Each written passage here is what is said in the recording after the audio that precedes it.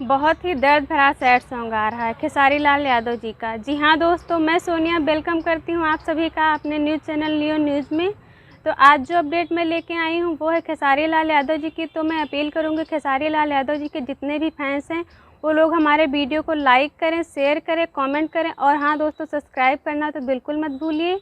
तो आज हम बात करेंगे खेसारी लाल यादव जी के अपकमिंग सॉन्ग के बारे में। बहुत ही बवाल सॉन्ग है जो कि आने वाला है, जिस गाने का नाम है लागे लू जहर। तो दोस्तों, लागे लू जहर गाने को लिखा है आज़ाद सिंह जी ने और इसको म्यूजिक दिया है आज़ाद सिंह जी ने और विवेक सिंह जी ने, और इस गाने को गाया है खेसारी लाल यादव जी ने और शिल्पी राज जी ने। तो दोस्तों, हम आपको बता दें इस गाने को बालाजी रिकॉर्ड्स के ऑफिशियल यूट्यूब चैनल से रिलीज़ किया जाएगा।